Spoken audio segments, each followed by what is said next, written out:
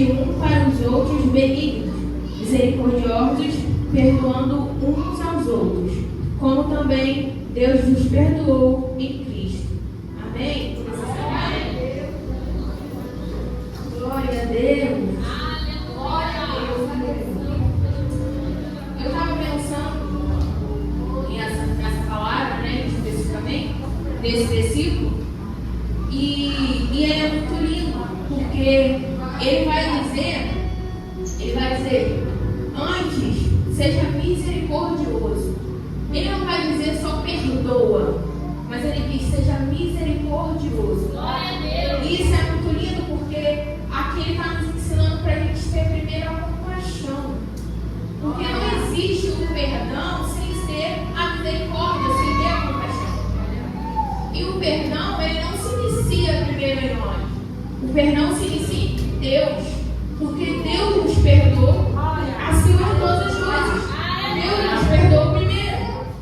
E é muito interessante, porque em 2 Coríntios vai dizer assim: pois vocês conhecem a graça do nosso Senhor Jesus Cristo, que sendo rico, se fez pobre por amor de vocês, para que enriqueceis. E esse versículo, ele vem falar exatamente sobre isso, vem falar sobre o quanto que Jesus, o quanto que Deus tinha tudo, o quanto que Jesus estava no seu lugar de glória, mas ele se faz pobre, se faz carne, se faz como nós, para poder levar os nossos pecados, para poder nos perdoar, para poder agir com misericórdia a nós. E quando a gente para pensar nisso, pode até ficar mais fácil perdoar o nosso irmão, perdoar as outras coisas, quando a gente pensa a quantidade de vezes, o quanto que nós já fomos perdoados por Deus. E é muito interessante, porque a nossa motivação maior de tomar qualquer atitude precisa ser vinda de Cristo, porque Cristo já entregou tudo por nós. A nossa motivação maior para poder ser bom com o próximo, para poder perdoar, para poder fazer o bem, precisa ser a aspiração que Cristo nos deixou, aquilo que Cristo deixou para nós. Deus nos deixou amor, Cristo entregou sua própria vida por nós, para perdoar os nossos pecados. Então quem somos nós para não perdoar aquilo que o nosso irmão fez, que às vezes nos chateou? Aleluia! E é muito interessante, porque ao redor da Bíblia toda, Deus ele vai nos ensinando e nos consolando nas nossas tribulações. Tudo aquilo que Deus vai nos ensinando, tudo aquilo que Deus vai fazendo com a gente, é para que a gente possa repassar para o outro. Paulo vai dizer que nós devemos perdoar os nossos irmãos, para que eles não se afoguem na tristeza. Porque é assim que Deus faz por nós. Deus nos perdoa, Deus nos ama, Deus nos sustenta, para que a gente não se afogue na nossa própria tristeza.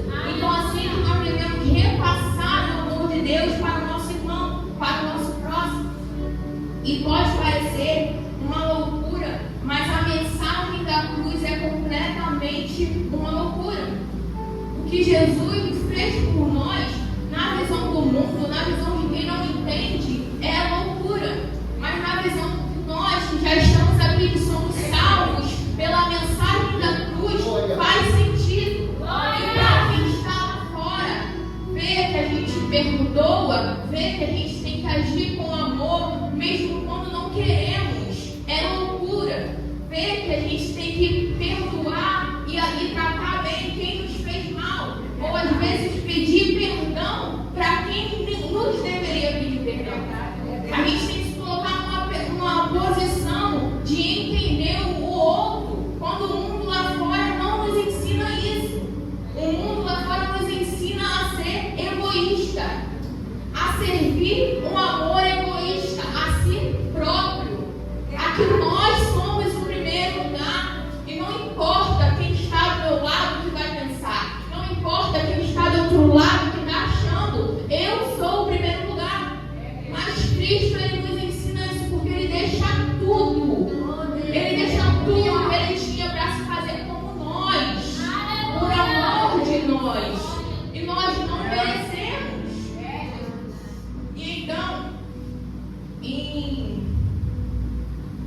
Em Provérbios, vai dizer, Provérbios 16, versículo 9, vai dizer assim: às vezes perdemos boas relações por ficar remoendo os mágoas, como se nós também não cometêssemos. Provérbios 16, ele vai falar sobre como quem fica renovando os problemas, quem fica renovando as transgressões e não perdoa, e não segue em frente, então perde muitas das vezes boas relações, bons amigos, perde boas pessoas, como se a gente também não cometesse esses erros. E é muito interessante isso, porque falando dessa passagem, eu até cheguei a comentar um tempo atrás com a Bianca, que quando eu li essa passagem eu não entendi. Eu achei que estava arrasando, achei que, caraca, verdade, isso aí, a gente perde muita coisa, porque a gente fica remoendo o passado, porque a gente não perdoa, porque a gente não segue em frente. E então, Deus, ele me fez passar por uma situação, rapidamente, Deus me fez passar por uma situação baseada nessa passagem, que, para quem não sabe, eu não tive uma boa relação com meu pai. Meu pai não foi um pai exemplar. Ele não participou muito bem da minha criação. E então, meu pai, ele, com essa ausência, ele me magoou muito, me fez sofrer muito. Fez sofrer a mim e meu irmão muito, porque ele nunca estava presente quando deveria estar. Ele fazia promessas que ele não cumpria. E uma coisa em específico que muito me machucava era a questão do meu aniversário. Meu pai não se lembrava do meu aniversário, e quando ele lembrava, era porque minha mãe ligava para ele me dar os parabéns. E assim, já era 10, 11 da noite, e todo ano se repetia isso. E aí, então, depois que eu me firmei na presença do Senhor, eu amadureci, cresci, eu falei, não, já veio com ele. Tá tudo bem o que meu pai fez. Se meu pai não foi um bom pai, se ele não me criou também, se ele não foi participativo, tá tudo bem, eu perdoo. Mas teve um acontecimento. O aniversário do meu pai chegou e eu não lembrei. E ele, nesse meio período que ele voltou, né, ele tentou e tenta até hoje se aproximar cada vez mais, ele estava sempre tentando me agradar, sempre tentando estar perto, e ele continua tentando. E eu estava naquela, não, já amadureci, já perdoei, mas quando chegou o dia do aniversário dele, eu esqueci completamente. E aí passou 2 dias, 3, e aí eu fui, olhei a data, se eu não me engano, Rian me lembrou alguma coisa assim. Olhei a data, eu falei, cara, o meu aniversário do meu pai já passou. E aí eu pensei, quantos aniversários meu pai já esqueceu? Quantas vezes o meu pai nem lembrou que eu existia, se eu precisava de alguma coisa? Quantas vezes meu pai nem me deu parabéns?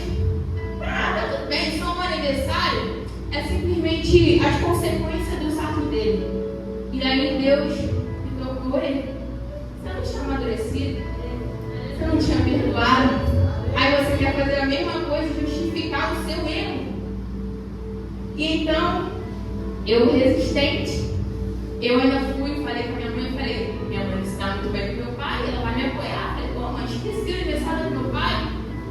Mas tá tudo bem, né? Quantas vezes ele já esqueceu? Quantas vezes ele fez isso, fez aquilo, enfim.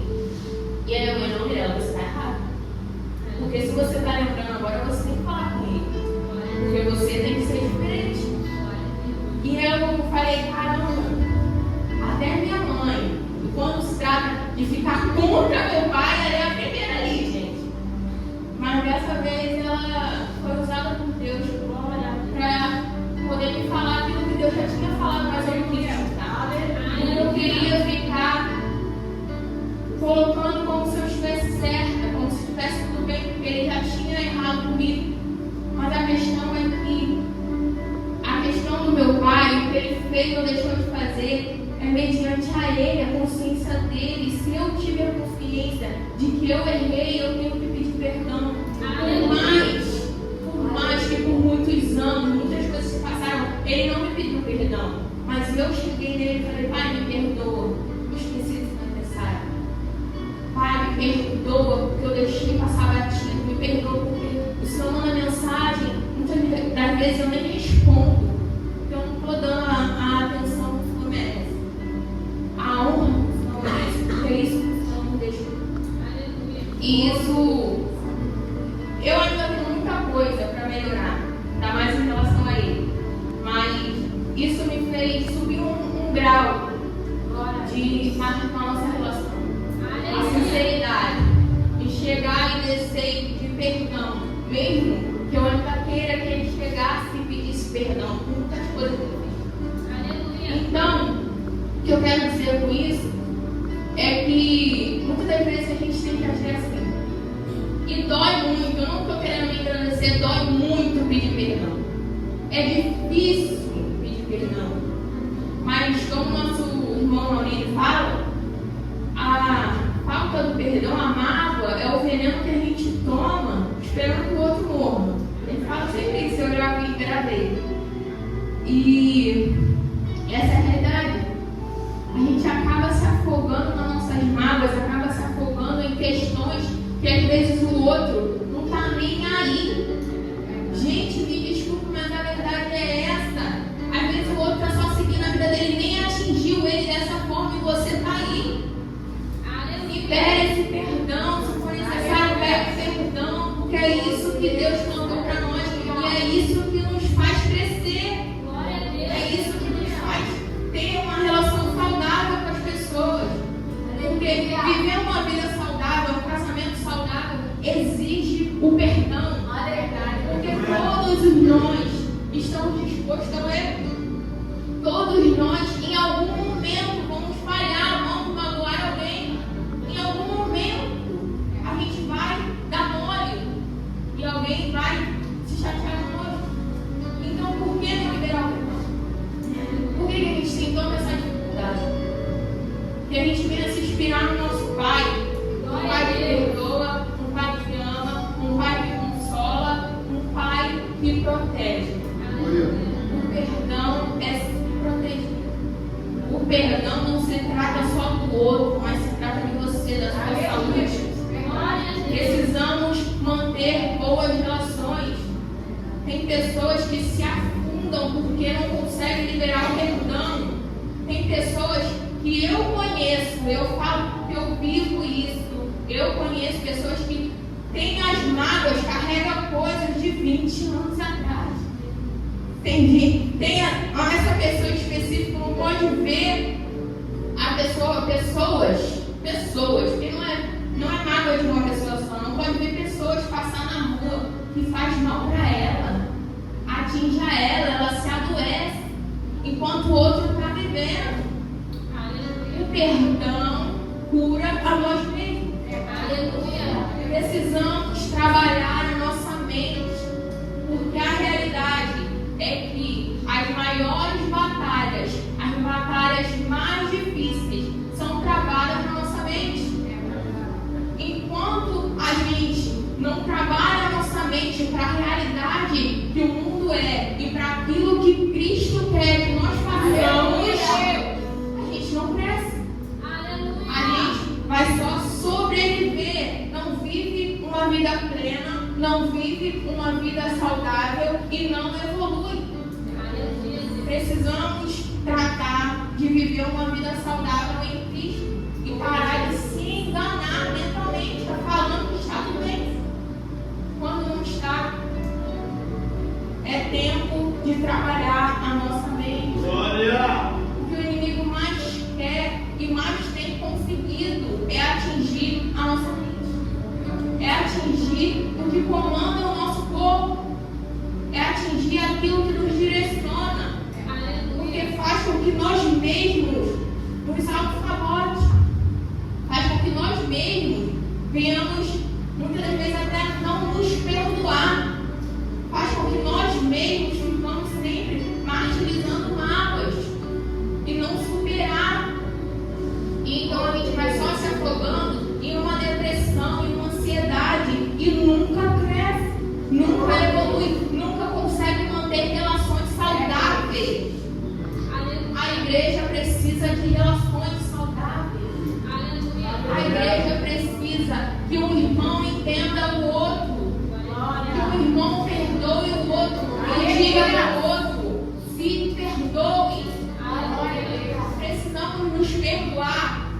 porque Cristo já nos perdoou. Glória a Deus. Precisamos entender que o que o diabo mais quer é nos acusar daquilo que o Senhor já nos perdoou. Glória a Deus. O que o diabo mais quer é lançar acusações na nossa mente para nos afogar em mágoa, em depressão, quando Deus está dizendo: supera, eu já te perdoei, minha filha, para de remoer isso.